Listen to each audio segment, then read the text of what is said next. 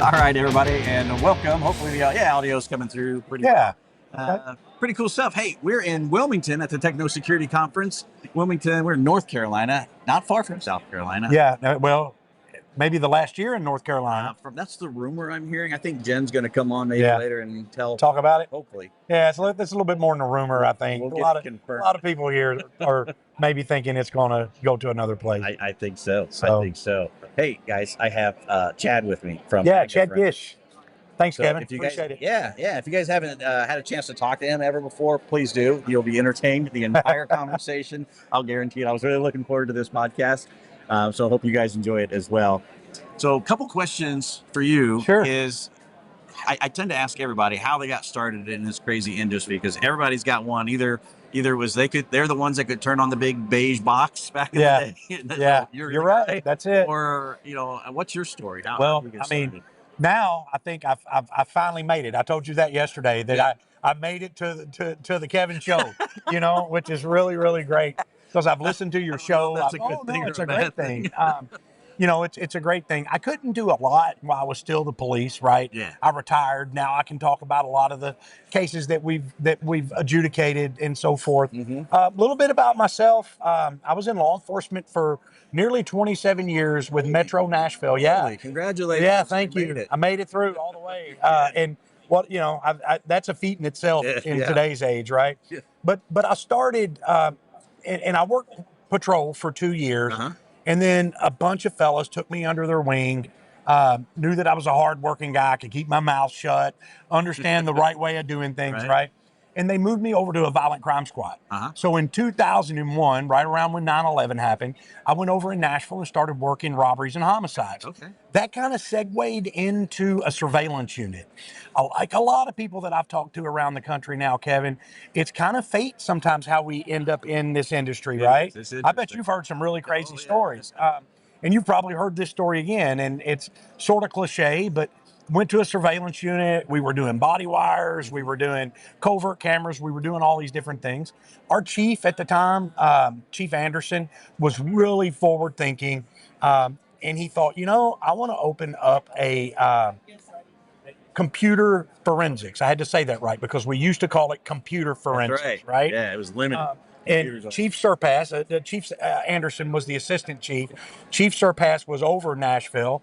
They both agreed that we needed to open this, but they, and they had this. I'm sure it was over several beers of who to decide to get to go in here, right? That's the way it works. And they told me and my unit that we were going to head up we were going to encompass and take in this new computer forensics unit that they wanted to build. Mainly because of all what we used to call then the child pornography cases, right? Yeah. The CSAM cases, the child exploitation cases. Now, that was the majority of. That was the majority of everything back then. This was 2004. I'm gonna pause your story a second. Yeah. What was your reaction when? I'm glad you asked me that. Say that because you come from a different world altogether. Right. But we'll get to that in a second. Okay. That was a great world to be from to land in what we're doing now, right? Yep. My reaction was, why us? Why? I mean, it's the chief. I mean, I'll grab a musket and walk into battle with you, but can I ask why us? And he said, you guys are the ones that know how to turn things on. If it's got power, you are my guys. And so that's how we started. So it was so funny. I'm working for Magnet Forensics now. Yeah. And a founder of our company, Jad, you know Jad well, right? Everybody in this industry knows Jad. Yep. Funny story. It doesn't all have to be about ones and zeros we talk about here, right? No, gosh, no. Yeah, right. Boring. So, a funny story. It was a year later. I land over and I'm trying to take every single class in the in-case catalog. I mean, I'm taking everything in the world, from where I grew up. And I told this story in a full house yesterday that I was giving a presentation on about a CSAM case. Yeah. That, I went to my first in-case class. I can remember sitting in that class, Kevin, didn't know a darn thing about forensics, right? Nothing. I didn't even know. I didn't know what a bite was, let alone a nibble. And I'm sitting in there and I'm listening to all of these instructors who are talking way over my head at the time. And they're talking about hash. Well, being from the South, that's breakfast. Right? So, I wanted to leave. My partner that was there kind of coerced me to stay. I stayed. I went through it. I got my CFCE certification, Sears certification, and kept just churning and churning and churning. And then a year after that, I'm in a class in case in Pasadena. And I don't know a lot of people in the field yet. I don't know if a lot of people in the field know a lot of people in the field back then, right? New. You said it before we came on. I came on in the era of beige computers. Yeah, those Gateways and those Dells. big things that Right? And I'm sitting in this class and I'm going to the bar at the hotel afterwards, and I sit down next to this guy and I'm having a beer, and he bought me another beer. And we started talking about forensics and things and all of this. And he kind of handed me a flash drive and he said, Chad, I'm developing some software privately for law enforcement. Back in the day, we were using FTK and Encase. That was about it, right? Yeah, that was all there was. And it was really just an extraction software. You had to write your own end scripts. You had to do all of these different things. Well, at the time, this man that was sitting next to me said, I'm trying to develop something that's like artifact first forensics. And I'm like, that would be so great. So I don't have to go to China and try to order some parser for Kazaa. I don't have to go to Taiwan and try to find a parser for AOL or whatever I'm using. Yep. And he had this package built, and it was JAD. And he gave me this piece of software, and he said, the only thing I asked, Chad, now this was a long time, this was nearly 20 years ago. He said, the only thing that I ask is that you use it and give me some feedback on this. I said, absolutely, 100%. I took it back to Nashville. We were really into forensics. We've been in it for 2 years. I've had these certifications. I know what hash is now, all these things. So I'm starting to use it, and it's really saving me a lot of time. Yeah. It's kind of like getting me to that evidence a lot faster now than I was having to write my own end scripts, finding my own third-party tools and all of these different things, where in case you could add on the third-party viewers and processors. And I'm starting to use this, and I call him, and I'm like, Jad, this is the greatest thing in the world. I mean, I love this software. How much do I owe you for it? I mean, we're ready to cut you like a PO for 4 or 5 of these copies. And Jad, free to law enforcement. I'm like, man, are you sure? We'll pay you $4,000 or $5,000 a year per license if you want to do that. Nope, free to law enforcement, 100% free. Amazing. And I said, okay. And I was using it. And then I called him back a few months later. He picks up the phone. We're developing sort of a friendship at that point, right? He has helped me out on so many cases at 2 o'clock in the morning. He has helped so many people out on cases at 2 o'clock in the morning. So I call him back and I'm like, man, are you sure you don't want any money for this? He's like, nope, free to law enforcement, Chad. And I said, okay, do me a favor. We're developing this bond right here. And I feel comfortable enough to tell you the next time you get in your police vehicle and you drive to the office, the first hospital that you pass, go in there and ask for a brain scan because you really need one. You have just revolutionized forensics with this, right? Yeah. And look at where he is today. And JAD software went to IEF. Right. It was originally called JAD. It was JAD software. It went to IEF. It went to what was after IEF? Well, Magnet, right? Yeah, that was the next step. Where I'm working now. Yep. I mean, and just the evolution of all of this software together. And I'm one of the old dinosaurs like you. I mean, we've sort of seen this come from. I mean, I tell people when I go to a Magnet talk or I'm in an event like this, they're like, what software did you start out with? And it always goes back to my CFCE days.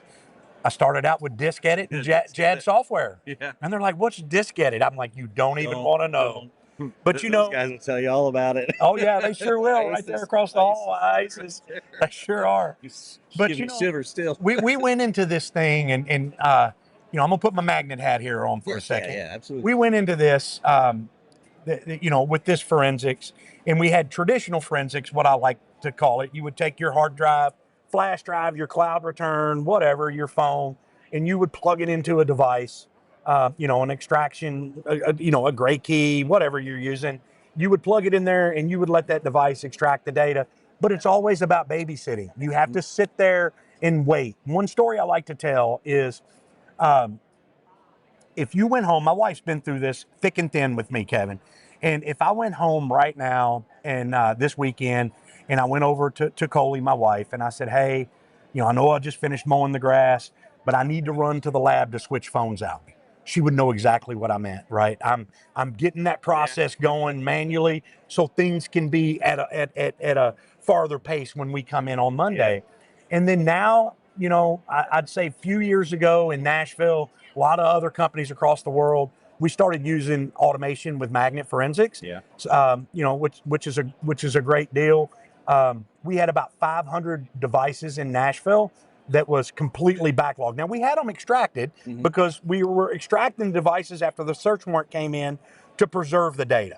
And that's a cardinal rule, right? Is data preservation. But 100%. when you're talking about iPhones and some Androids, just having that AFU device plugged in on a shelf, powered on, waiting for an extraction, you're losing a lot of data, right? Your knowledge C biome data is leaving after 28 days. Your cache geolocations are leaving after 7 days. We've got deleted photos. There's a recycle bin, if you will, inside of the iPhone. All of these different things, and all of all of that data is fleeting. It's all leaving. So what we do now is we get these devices in. Homicide may bring in a SAC of 17 phones in Nashville. Our goal was to get all of these extracted and get those images into automation so we can load 30, 40, 50 phones, devices, computers into automation before we leave for the night, come back the next day, and everything is finished, right? Yep. Our processing is done, our post-processing is finished, our report, either if you're going to review up in the cloud, a review report or portable case, all of that's done. And I'll tell you, I've got my last years in Nashville. I've worked over 800 homicides in Nashville in 20 something years. I had my hand in that many, helping. I was the lead on some when I was in the robbery unit, but having my hand in that many homicides, helping detectives. I've got so many cases that have been, on court TV, broadcast live, really high profile cases where I've had to reach out to this community for help because you don't know everything. Obviously, you don't know everything at all.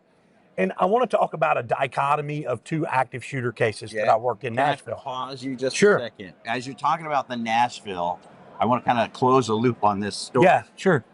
Obviously, it should be obvious to everybody, your transition from law enforcement to magnet, it was probably due to that relationship It was you had with Jad, it was in that relationship with Jad. That you helped, back and forth and back and forth. Yeah, and we always used it. We weren't always a magnet forensic shop. Right. In fact, we were a Celebrate shop for a long time. Right. Still use Celebrate tools. I'm going to say tool agnostic. You have to have them all, right? But the magnet platform about 5 or 6 years ago, Kevin, sort of, when it came to mobile, when it came to computers, cloud, it did what we needed it to do. Sure. Easy. I call it simplistic, but extremely powerful. Not many users will get lost when they open an Axiom or a portable case report and they start looking at it. It's the UX on that thing. The user experience is just second to none. Really? So our prosecutors were able to catch on really quickly. Our investigators were able to catch on really quickly. That's a feat, right? Yeah, that's a big feat, right? And wait a minute, I was in the drug unit. How's the drug unit? Guys get it? And today, yeah, with this tool, 100%. The whole bench truck guys, I was there. Yeah, we were invited down last week. I was on the southwest border. Yeah. Obviously, it's closed down now. There's a lot of good things going on. And those folks down there are really trying to take the poison off the streets. And talking to them and showing them how Axiom worked, how we could, utilize review, where they could look at their data instantaneously instead of having to wait on a report.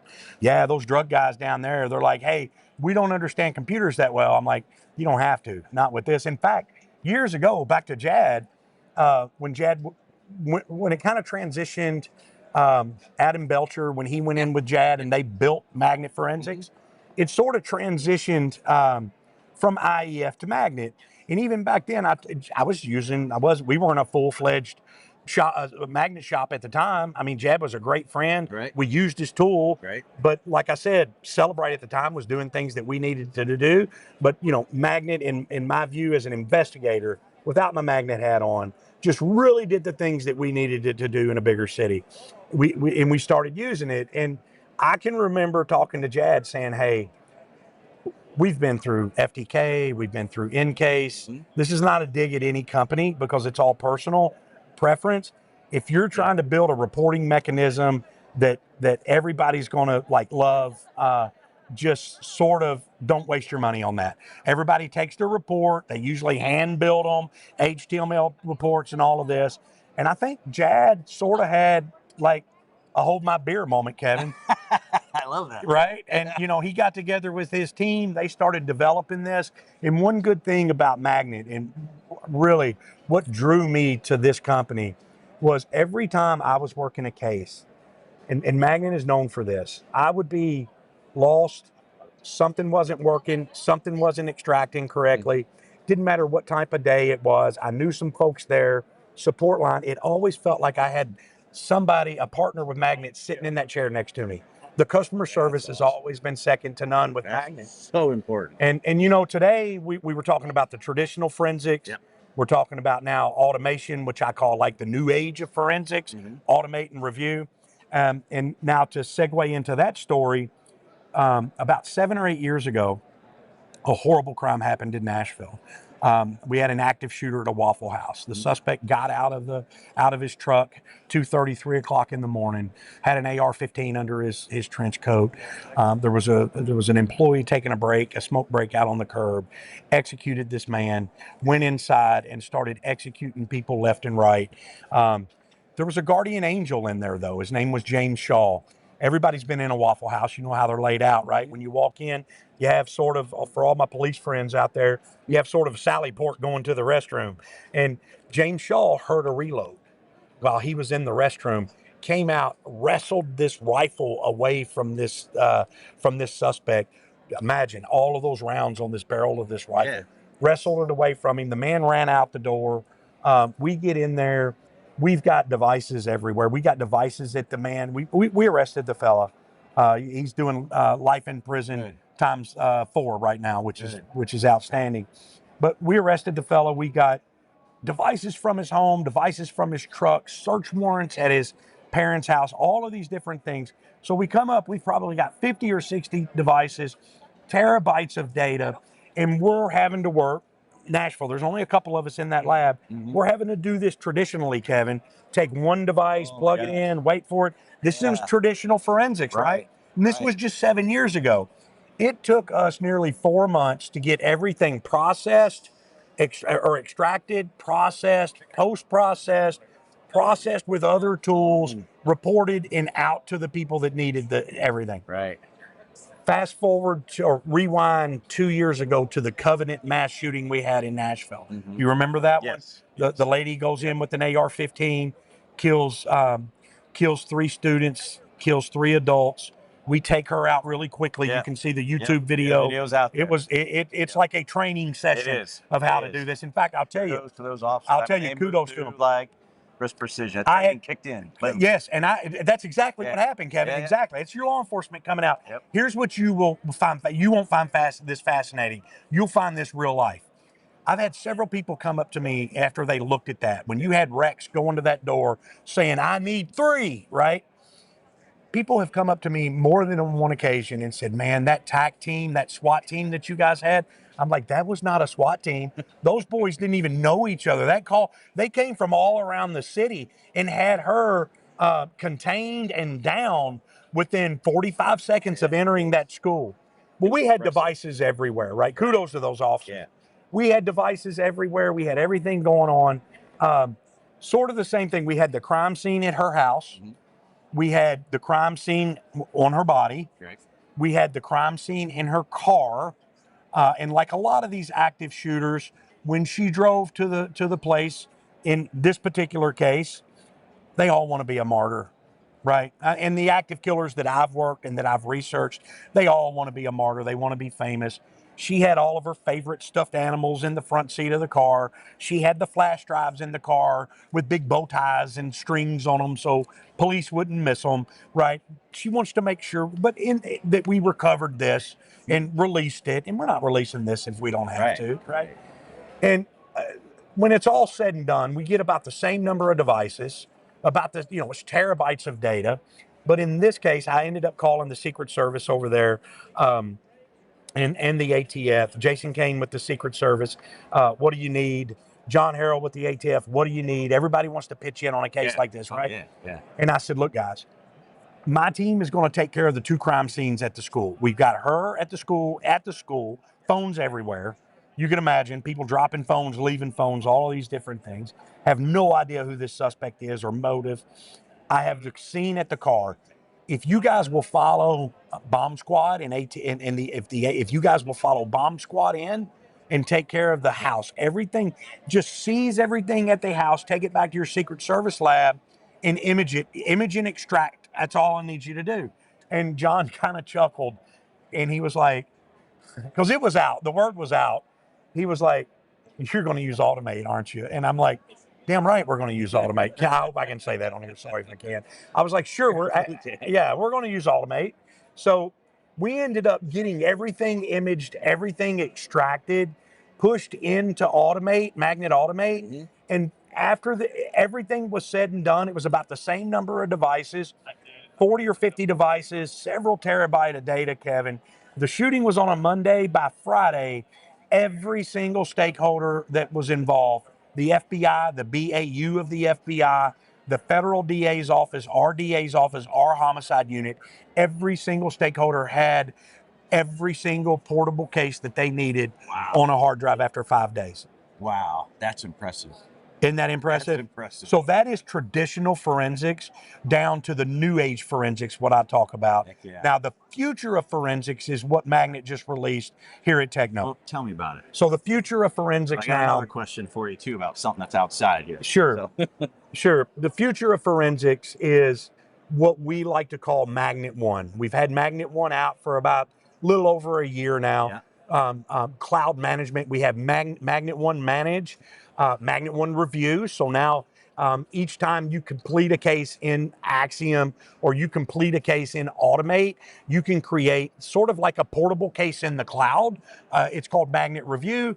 Those cases get uploaded to the review portal immediately. Investigators are notified, prosecutors are notified immediately, and they can start bookmarking, reviewing, commenting on every bit of that data. You and I could have 7 people involved in a case, and all of us could be working on that simultaneously at the same time. It's so much easier in delivering. Right. And what we've now released, and you're right, delivering, and what we've now released here this week is what we like to call Magnet One Process. So now when you connect a phone to the gray key, that phone is extracted not just to the gray key. If you're a user, you can actually select Magnet One Process, and that image, that extraction is actually sent up to Magnet One Process, and we process in the cloud. No kidding. No kidding. So the cloud is processing your data. It's kind of like, if you look at it, we were talking about Automate. It's kind of like Automate in the cloud now. Yeah. You process in the cloud, and we call that mobile case stream for phones. And in the future, we're going to have other case streams, such as computer case streams, search warrant case streams. So you see where this is going. Yeah. So where everything is up in the cloud and it's being processed. I love the fact that, especially law enforcement, is finally embracing cloud. Yes, It's been a long road. And it's still a tough battle, but we are getting some people coming in. It's getting there, but yeah, that's awesome to see that because corporates embraced it for a long time. Yes. I mean, more years than I can count. Is that going to, do you think, lower the requirements on that local box, on that local machine? Because right now, I mean, if you want to process a lot of stuff, you need to have. That's the goal. You need steam power. Yeah. If you were in Nashville, there's a lot of steam power in that lab. Yeah. I mean, you're talking, people are going to use Bitmines machines. They're going to use fast forensics, Tolinos. These things aren't cheap, and they have to be replaced every 3 to 5 years.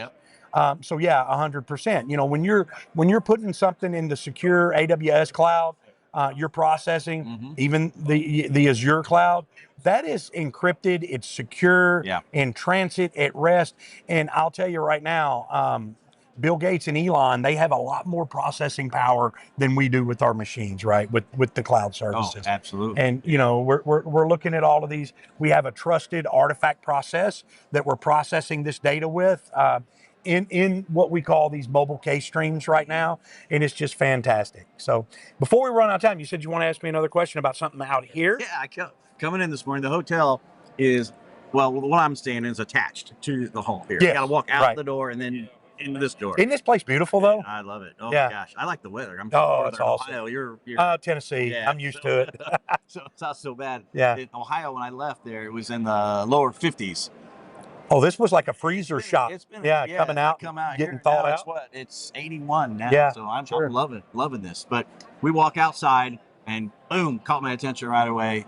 Big blue van, surveillance van, there. cyber Yeah, van, right? Yeah. Tell me about that. That's kind of Magnet's way to give back, Yeah. to let investigators, and it's been extremely popular. Like Trey Amick, my boss, my director at Magnet, you know Trey. Hell yeah. Trey sort of came up with this idea, got it rolling.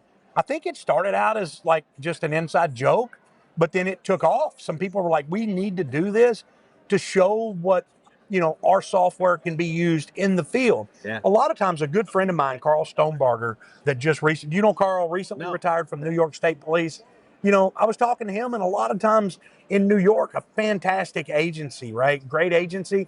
They may have to go 4 or 5 counties over sometimes to complete a search warrant. Maybe stay at hotels. They're trying to process in their SUVs and this and that. It just was Magnet's way to show how we can set up some monitors, have something climate controlled. You can have some computers in this thing, like the van out here. We've got 3 Microsoft or the Nooks, and with Windows installed on them, and we have all automate nodes on each one of those. You can run Magnet Review from there. You can do these Magnet One processes from there, connected to Great Key. Realize this slid all the way down. You'll go ahead and keep talking. Yeah, all of these different things. So it's really a way for we don't sell vans, right? We just want folks to see what you can do in the field by not you don't have to work something in the back of your Pathfinder, right? Or in your case, in your drug unit, it was probably I had a minivan. I was going to say a clicked out Tahoe there, but no, we weren't that high class. Come on. I was in backwoods Ohio. but hey, but wouldn't that be nice even in your drug days today, right? You go on a search warrant and you have all of the tools there, because I tell this to police leadership all the time. We are way past digital evidence being the best evidence. Right. It surpassed DNA a long time ago, and I'll tell you the reason why. A lot of times when you think about it, every single person has this in their pocket, a computer, right? Absolutely. And when we go after all of these 800 homicides that I've worked, the last 500 of them has had a digital element into it. When investigators walk to that crime scene today and they have a homicide or a robbery or an active shooter, what are we looking for? We're looking for data. We're looking for physical devices. We're looking for video. We're looking for cloud account activity on these phones. We're looking for vehicles to process that data. We're looking for open source intelligence and all of that. We're looking for search warrant returns. And Steve Gimperly, Steve with the Secret Service with Magnet Forensics. Yes. Steve and I are actually doing a presentation tomorrow with Jeff Rutherford, who is FBI with Magnet Forensics, and Brandon Epstein, who introduced me formally to you yesterday. Yeah. We're doing a presentation called The 6 Pillars of Digital Evidence. Really? All of the evidence that's important to an investigator when they walk to the crime scene. And we just went over those 6 pillars. And that is the new age of evidence today. And we have to get police leadership, and it's helping. And I'd love to get some police leadership on a panel with you, doing this out there with your audience. That's a great idea. To discuss the power of and the importance of evidence first, which is always digital evidence. That's what every investigator, whether you're in Los Angeles, Nashville, Atlanta, Ohio, upstate Ohio, wherever you are on a crime today, that's what we're looking for. So Magnet Forensics is always trying to make this easier with the tools that we're putting out. The cyber van to let people take a look at it and to get to that evidence faster. Jad had that vision alone years and years and years ago, right? We talked about that. He was building that software in his house while I was still working on the police department, and the man has never quit. It's always, how fast can I get Kevin? Time to evidence is what he coined years ago. Yeah. Time to evidence. How can we decrease the time to get to that evidence? And I just think we're in a great place in forensics right now. It is. It's amazing how far it's come. And you gave a ton of great examples of of how things used to be done and how it's done now, and the potential of how it can be done now. Yeah. People need to embrace that a little bit more. I think with the cloud, they're still a little hesitant, but man, it's come so far. It's come so far. Yeah, it has, buddy. Yeah, Chad, thank you so much for hanging out. Yes, sir, with me, man. I really appreciate it. Yeah. Hey, before I let go of your hand, All right. I'm going to make you promise you're going to come on a regular show because these are typically shorter. And we I'd haven't gone love the to. full length. All right. I'd love to, All right, man. I'm going to snatch I'll you do up it here, for a good one. wherever this is going to be next year, either Wilmington or... We do this every week. We try Yeah. to do them every Friday, and you can be wherever you're at in the world as long as you just block out some time. We'll jump on a call. You've got my information. I will have Hit me up, and I do. come up with some topics. One reason, and I'll tell you this. I think you're one of those guys that it's fun to interview because I just sit back. You make me look smart. Well, you are smart. No, Yeah. I just sit back and bring smart people on. And I just sit back the whole time. Well, you know what? You're like just rewind. You're like a good leader. A good leader surrounds themselves with good decision makers, right? They may not know everything, but if you surround yourself with people that do, that's why networking is so important here. Gosh. I've testified 300 times as an expert witness or more, right? But I 200 of those times I've had to lean on somebody before I got on that witness stand. Absolutely. And this show is one of the. I mean, it's that catalyst that helps us go out there and learn and listen. I appreciate it. I appreciate it, man. Anytime, again, brother. Thanks a lot. Thank Everybody you. else, we're going to be going live randomly throughout the rest of the week here at Techno Security in Wilmington. If you guys have not been to this show, make sure you check it out. But as Chad alluded to, it may not be here next year. Maybe in another state or a city. Who knows? Turtle Beach. That's it. All right, everybody. Thanks guys. Thank you, guys. Take care.